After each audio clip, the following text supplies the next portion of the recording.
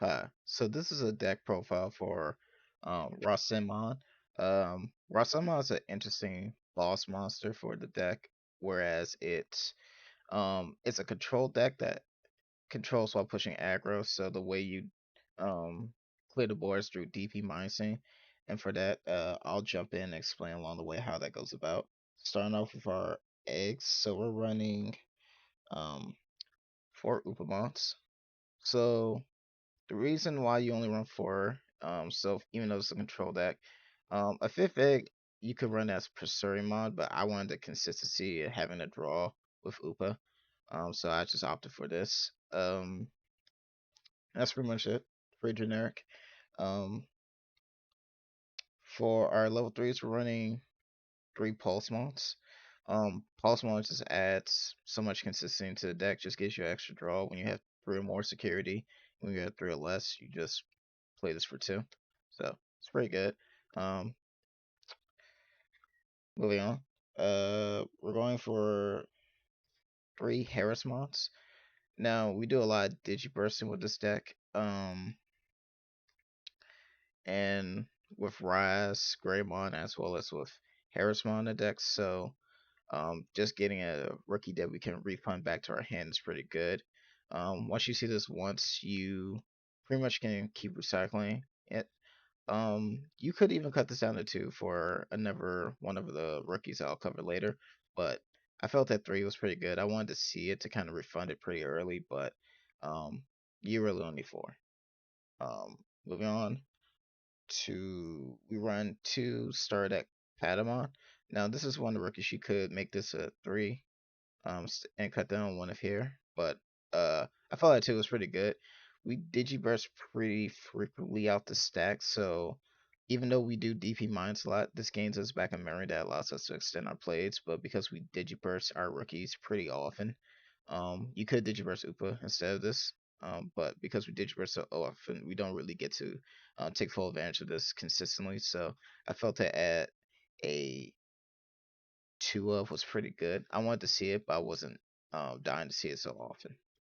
Um, we run 2 Lopmon.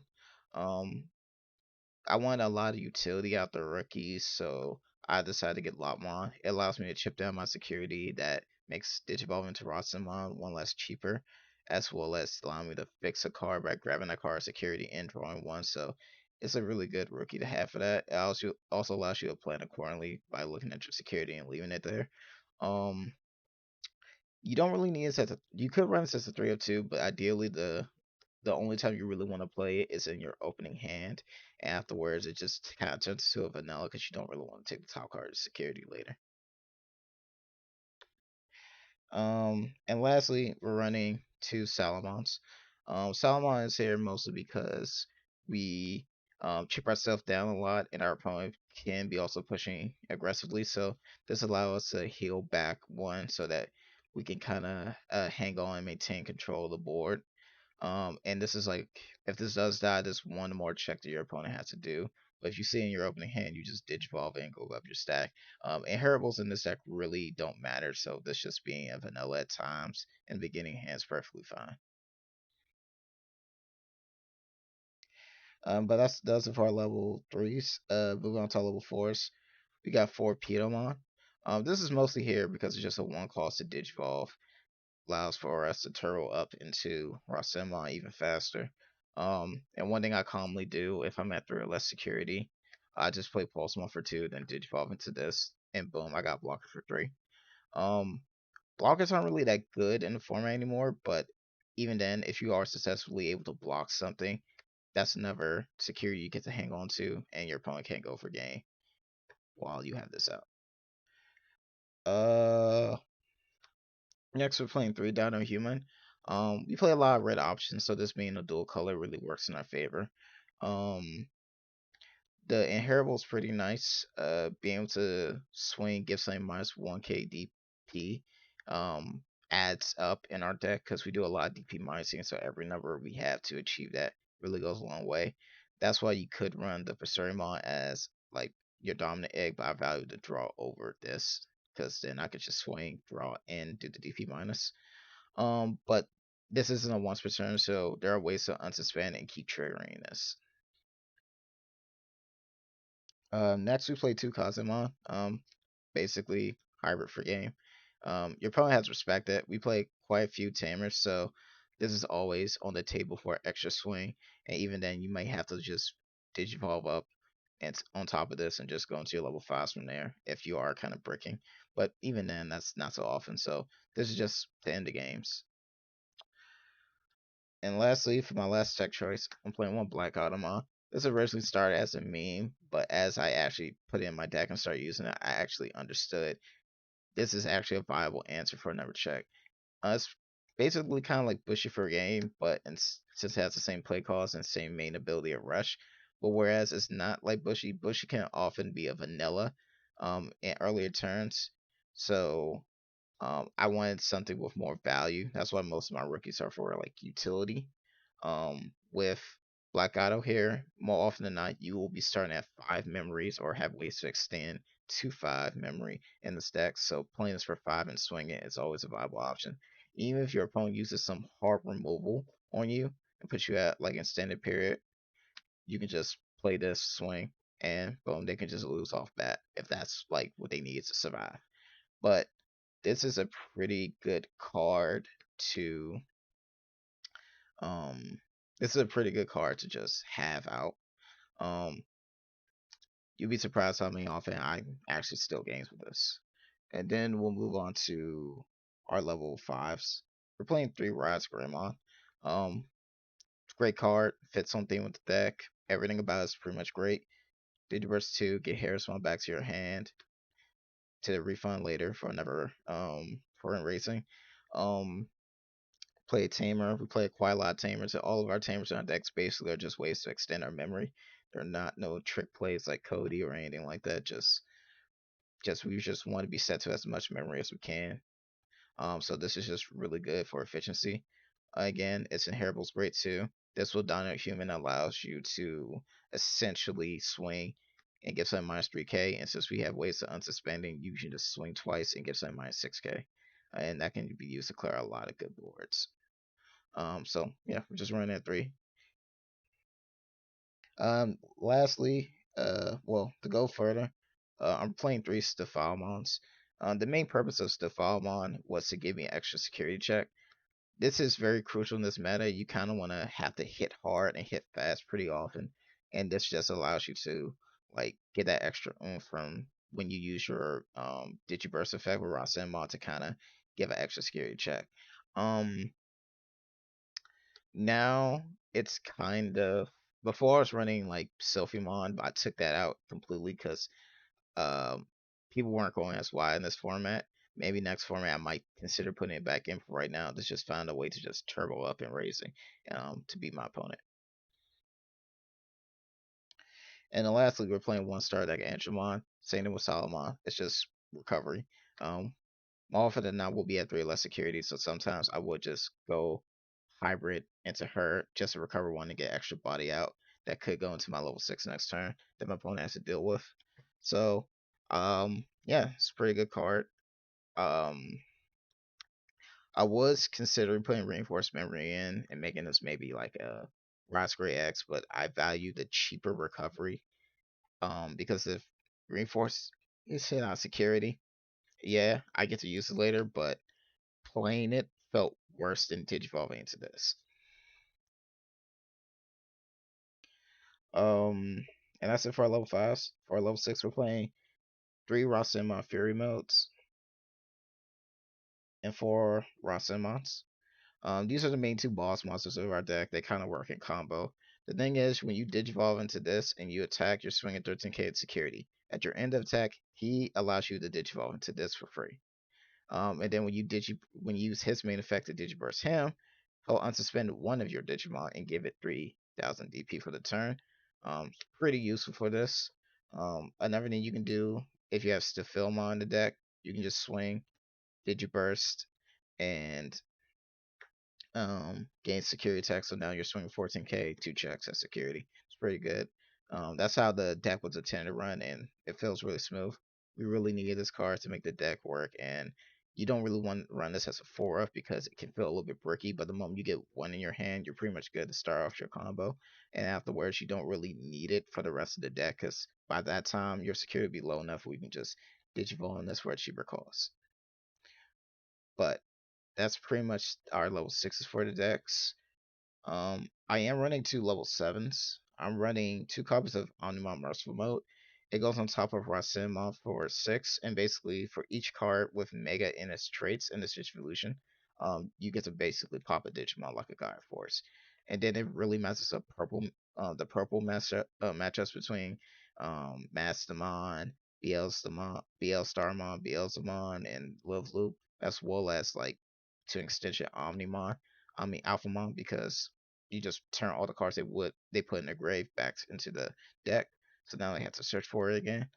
And interesting enough, if you were to say, uh, swing here, Digivolve this for free, then Digivolve this for 6, you get to pop 2 Digimon. So, um, it's pretty good effect. And if your opponent decides to, because at the start of your turn, the next turn, you trash that card, this, get your Rasenmon back, and they deal with this, they don't deal with this, and they'll have to force some hard form of removal against you, and that works in your favor. Um, that's it for our level 7s. Move on to Tamers. Play 2 TKs. TK is mainly here just for consistency. Um, that if we need it, I didn't run him. I ran Hero instead of TK, but I felt like I didn't have the consistency, but needed a red source, and TK just kind of fix it. And additionally, to replace Hero for the deck, I put in Kari.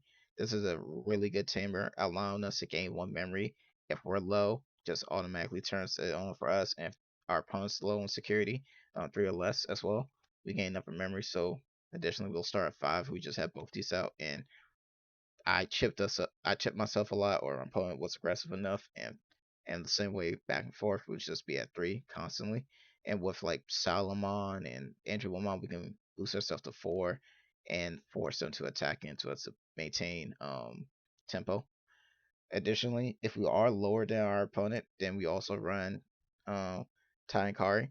Uh, just having either these two out will pretty much ensure that we get to 5 memory regardless. If our opponents have less security than us, then this will be more aptable. If not, if we're lower, then this will be more aptable. They kind of go in between of which ones is currently active, but at least with this out, when you swing with your little Digimon, you give something -1 KDP, and again, that 1K matters. It adds up and allows you to make sure that you can swing over certain targets. But that's it for our tamers. We're only playing 6. Next, moving on to our options. We're playing 2 yellow memory boosts. This is Digimon 2022. You need to run a boost of some kind to make sure that you have some efficiency, whereas uh, for a certain color, reinforce, or anything else, you need to just grab your pieces. It does hurt to bomb deck your options, tamers, and like certain cards like Rise and Fury mode, but knowing when to place this down with search is always valuable. And if you just don't have the card, just search for it. It won't. That's why it's in there. We play 1 of Lightning Joust. We're not running enough red sources to actively validate having this as more 2 of, because sometimes it can be bricky if you don't have your red source. But um, at 1, it felt pretty good. One interesting combo that I do if I have this card in my hand and a red source, I'll swing with Fury mode for 15k 2 checks.